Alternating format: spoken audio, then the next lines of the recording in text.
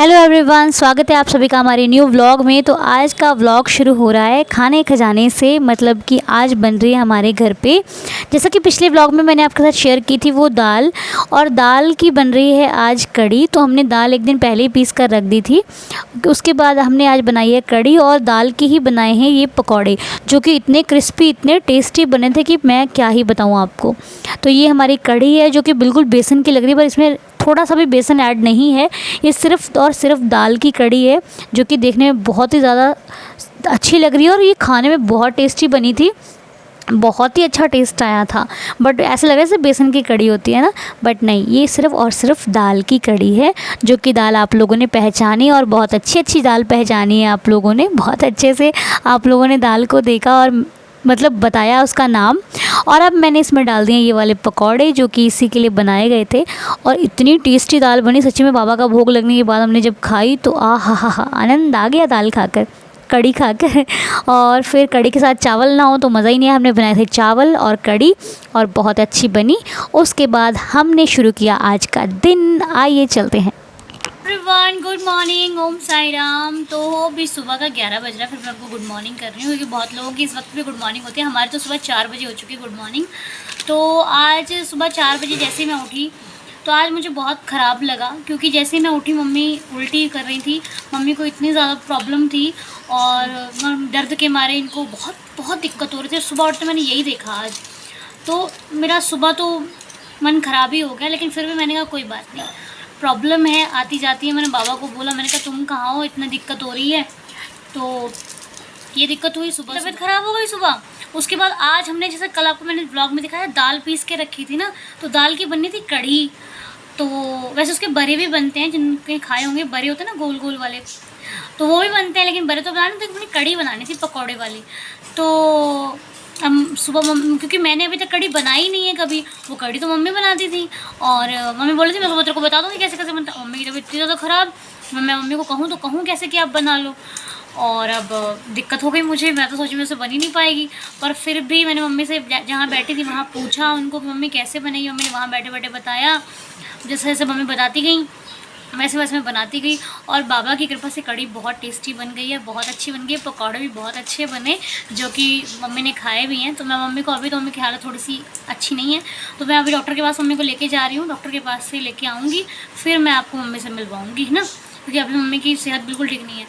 ऐसे होती है प्रॉब्लम, देखो सबकी लाइफ में प्रॉब्लम होती है। कितना भी बड़ा भक्त हो, कितनी भक्ति कर लो, भक्ति करने का मतलब ये नहीं कि आपकी लाइफ में कोई प्रॉब्लम नहीं आएगी। अब देखो, कभी डुग्गू को लेके भागते हैं, कभी मम्मी की तबीयत ख़राब हो जाती है, कभी क्या हो जाता है, कभी रूही की तबीयत का, ये सिलसिला ऐसे ही चलता रहेगा। हमें खुद को स्ट्रॉन्ग बनाना पड़ेगा कि कोई बात नहीं, सब ठीक हो जाएगा। और होता है ठीक, ऐसी बात नहीं है। जो सुख आता है तो हम लोग बहुत खुश होकर उसको सेलिब्रेट करते हैं, दुख आता है तो हम कहते हैं अरे भैया कैसे आ गया, लेकिन कोई बात नहीं, कोई बात नहीं, सब कुछ ठीक हो जाएगा। ठीक है, मम्मी से मैं मिलवाऊँगी डॉक्टर के पास जाने के बाद। ठीक है, बाय बाय। और कड़ी जिन्होंने खानी, मैंने वो कड़ी दिखाई है, कड़ी खा लो, बाबा का भोग लग चुका है, अब मैं भी खाने जा रही हूँ। अच्छा, मैं कड़ी पता कैसे खाती हूँ, मैं कड़ी, जब कड़ी चावल बनते हैं तो मैं अलग से कटोरी में लेके कभी नहीं खाती। मैं चावल लूँगी, उसी के अंदर कड़ी डाल के वैसे खा लेती हूँ। ये देसी स्टाइल है, बताना कौन कौन ऐसे खाता है। कड़ी में जैसे होता है ना, एक लोग चावल अलग से लेते हैं, कड़ी अलग से लेते हैं, मैं वैसे नहीं लेती। मैं एक ही प्लेट में उसी में पहले चावल डालूंगी, गोल गोल बना के बीच में उसी में कड़ी डाल के वैसे खाती हूँ। आप बताना कौन कौन ऐसे खाता है। तो कड़ी बहुत अच्छी बनी, बाबा की कृपा से भोग लग गया, सब कुछ हो गया, लेकिन फिर मम्मी को अपनी हालत बिल्कुल ठीक नहीं लग रही थी। मम्मी से मैंने सुबह ही बोला था हम डॉक्टर के पास चलते हैं, पर मम्मी बोलती नहीं मैं ठीक हूँ, लेकिन अभी अचानक से कहती है नहीं तबीयत ठीक नहीं है। तो इसलिए अब इनको डॉक्टर के पास लेके जाना बहुत ज़रूरी है, क्योंकि मैंने भी इनको बोला कि अगर अभी नहीं गए तो आज संडे है, शाम को डॉक्टर मिलेंगे नहीं, और वो 2 बजे तक ही बैठते हैं। तो अभी टाइम हो चुका है तकरीबन 11:30 बज रहे हैं, तो हम लोग टाइम से पहुंच जाएंगे।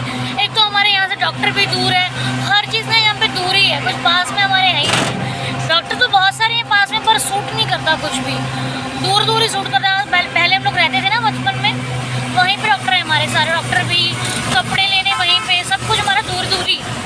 तो अभी हम लोग फाइनली जा रहे हैं मम्मी की दवाई लेने, क्योंकि तबीयत ठीक रहती ना कभी अच्छा नहीं लगता। मैं पहले बोलती हूँ कि कोई भी बीमार होता है ना, मुझे तो बिल्कुल अच्छा नहीं लगता, घर पे किसी को नहीं लगता, क्या करे बीमारी। आज सुबह ही से दिक्कत हो गई, तो चलिए दवाई लेते हैं, उसके बाद फिर मिलते हैं आपसे, मुलाकात करते हैं। देखिए आज का दिन बाबा कैसे से निकालते हैं, सब अच्छा ही होगा, उम्मीद तो यही है। जय जय साईं राम। पहुँचते डॉक्टर के पास। मम्मी की तबीयत ठीक नहीं है, मैं मम्मी का फेवरेट वाला सॉन्ग सुनाती हूँ। मम्मी का फेवरेट सॉन्ग सुनाओ। मम्मी का फेवरेट सॉन्ग पता कौन सा है?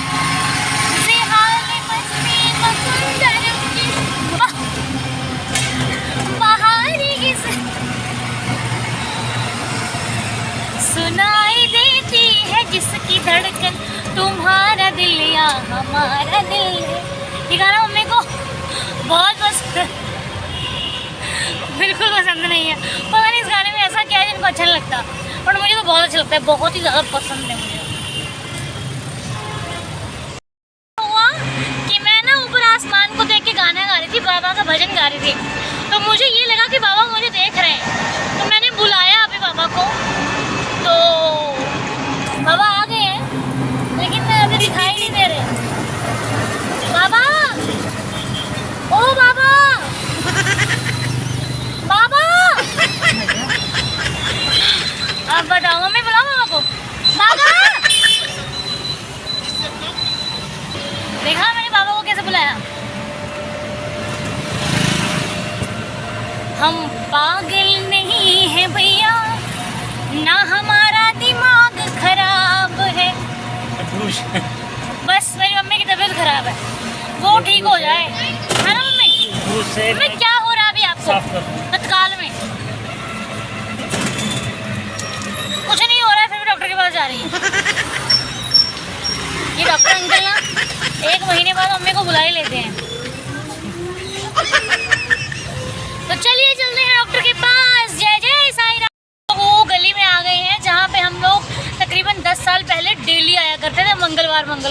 और इतनी शक्ति है ना इस दरबार में कि संकट मोचन बालाजी दरबार मंदिर है, बालाजी महाराज का मंदिर है, और यहाँ पे बहुत शक्ति है, जो कि हमारा जो घर है वो बालाजी महाराज की देन है, बालाजी ने ही हमें दिया था।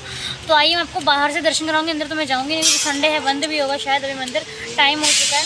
तो बहुत शक्ति है बालाजी महाराज के इस दरबार में। जो भी 5 चौकियाँ भरते हैं यहाँ पे, 5 बार आते हैं तो मन्नत वो पूरी हो जाती है, और पूरी होने के बाद भी जिसको आना है वो आ सकता है, ऐसी मान्यता है यहाँ पर। जय जय साईं राम।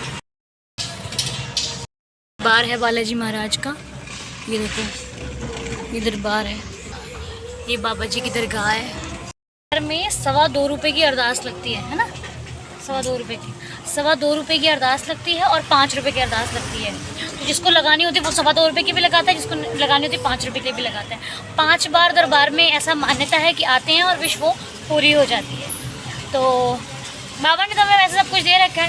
पहले आते थे, मम्मी लगाती थी अरदास यहाँ पे, जो बीमार होता था, जिसको तकलीफ होती थी ना, तो संकट मोचन तो बैठे ही संकट काटने के लिए, सब कुछ ठीक हो जाता है। देखा, आज इतनी अच्छी बात बताई ना मैंने आपको ब्लॉग में। देखो, जय जय साईं राम, जय श्री बालाजी महाराज।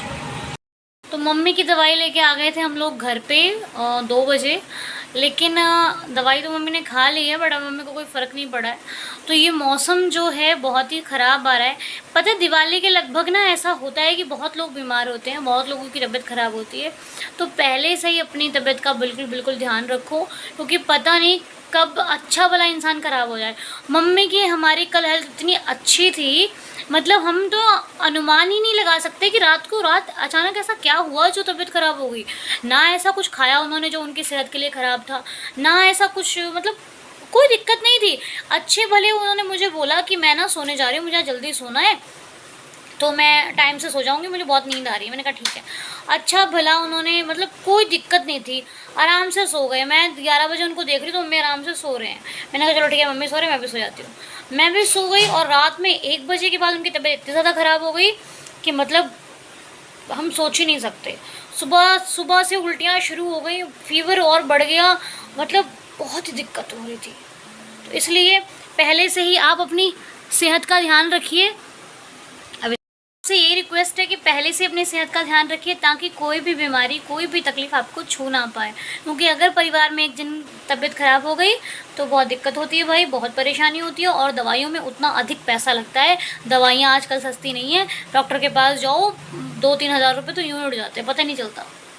इसलिए बहुत ख्याल रखिए अपना, बहुत ज़्यादा अपनी केयर कीजिए, अपने घर वालों की केयर कीजिए, जितना हो सकता है बिल्कुल सचेत रहिए, ठीक है।